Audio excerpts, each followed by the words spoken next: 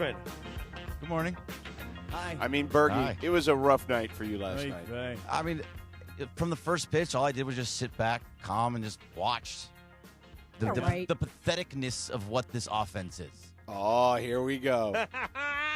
Here we go. Here we go. Here we go. Here we go. Here we go. Dodgers. So there's two ways that I'm looking at all this, Sedano. Please, illuminate us, please. Yeah. So right. Two ways. I don't think this series is over as A, No, it's not over. Of course not. but B is But that yes. offense is absolutely pathetic. And it has been pathetic this entire postseason outside of the wild card round. Yeah. It's But just here's been what I would say to terrible. you. Here's what I would say to you. Let's hear it. I actually disagree with you. What you're witnessing is what actual playoff baseball generally looks like. And I understand. Get to know it, Bergie.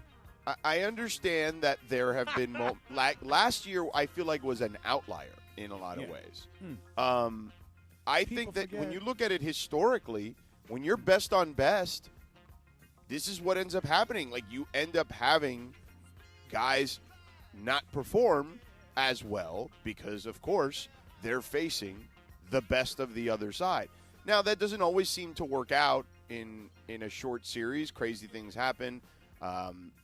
There's a reason there hasn't been a repeat champion in baseball for 25 years because the matchups aren't always going to be best on best. Sometimes it's a team that squirted through and got lucky and whatever, So it just is what it is. But now they are facing a legit opponent who can pitch, who can hit as well as they can, and this is what happens. You don't perform as well when you're facing another really good team. Oh, I'm not taking anything away, Cappy. No, they can hit better. Yeah, I'm not taking anything away mean, from the Blue Jays at all. Okay. I mean, it does sound like that when you're saying that the Dodgers stink. Well, like, yeah, but their offense their offense doesn't stink. Their offense actually is performing the way you would think against another quality opponent. So, to use your words, two things can be true. That yes, I'm not taking anything away from the Blue Jays. They are playing really well.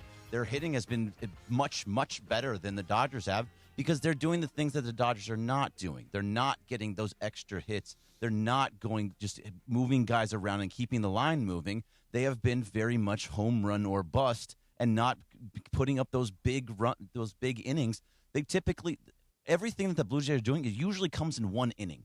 They'll get like 4 runs in an inning, or it's 9 runs in an inning, or 3 or 4, whatever it is. The Dodgers get solo home runs, and that's how they're scoring the runs. That's a problem, and that's been that way kind of throughout. It's really been Ohtani going nuts or nobody else really doing anything. You want to know what another big problem is? Another big problem is when you don't get solo home runs. And other than the Kike home run last night, that's the scoring. Right. Listen, let me tell you guys, I'll put it this way, and then I know we're all going to dig into it as the morning goes on. Oh, we are going to dig deep. Oh, big time. Starting pitching. Let's go there.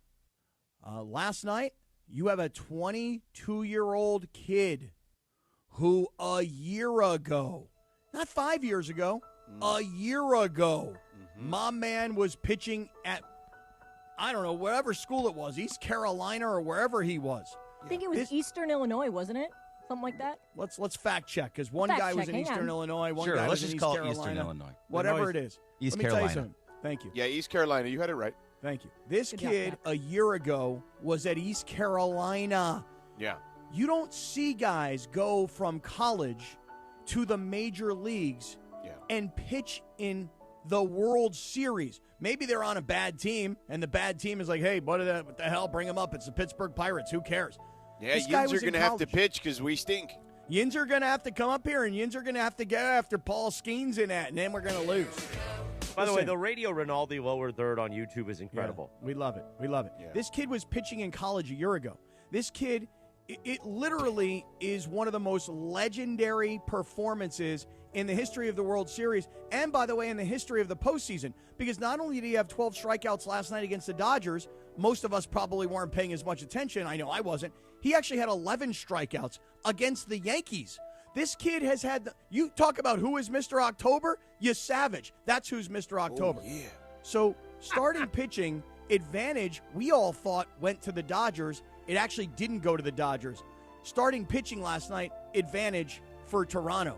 Now, as far as hitting goes, you're right, Bergie. this offense is dead. And by the way, George, you're right, too.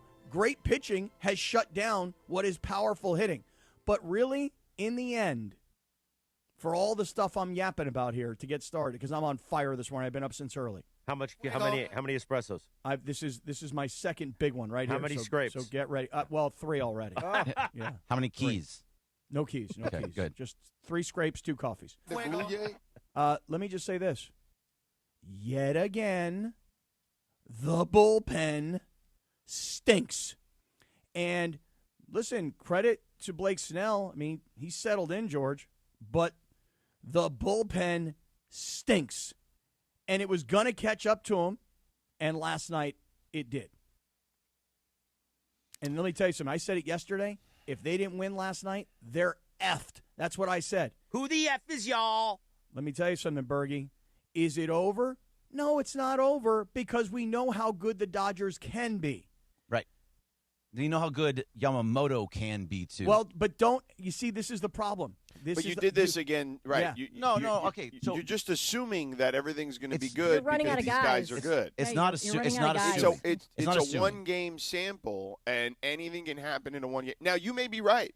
You may be right. Yamamoto may just be on one of these Madison Bumgarner heaters where he's just on fire and nobody can hit him. But you still then having one more game at that point. Of course. It's not, and again, we're assuming that Game 6 they're going to win because of Yamamoto being on some heater. And, yeah, he could be on a heater, but a lot of things, an error can happen behind him, right? It may not be his fault. There's just so many ridiculous things that can happen in a one-game scenario in baseball that even a great pitcher can't necessarily control. Sure. It's not – and yes, anything can happen. It is just baseball, as you've honestly said very many times.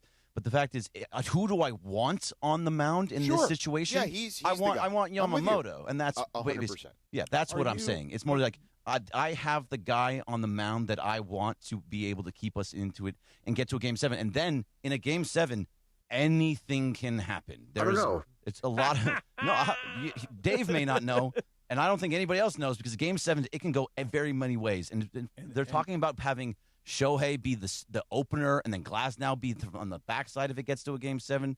There's thoughts about all this. So if you can get to a Game 7 through Yamamoto, of course it's if. I'll be buying that Blue Jays hat on Saturday, by the way. I mean, that's pathetic. It's pathetic. Trey Savage, to Cappy's point on his Radio Rinaldi, is the first rookie in Major League Baseball history, okay, to have multiple 10 strikeout games in the same postseason. Yep. And he did it against the Yankees and the Dodgers. Right. I mean, the two best lineups arguably in baseball. Right. I mean, oh, yeah. 22-year-old child. Not man, child. A 22-year-old child. Un niñito. C took the mound last night at Dodger Stadium. The first game that he pitched in earlier this year, I think they said there were 494 people in attendance at this single-A game somewhere in Florida. Last night, there's 55,000 people in the crowd. He doesn't know the difference between 494 or 55,000. My man was locked the F in. Who the F is y'all? Who the F is y'all? I gotta watch The Voice though. Yikes! Yeah, me too. That's why I gotta go different on the Randy Savage. We gotta go I gotta vocal. go more like, oh yeah, as opposed to like really do the grovelly voice. Vocal rest tomorrow for all of us. Yeah. Well, I got. Should we just do a best of Saturday? No.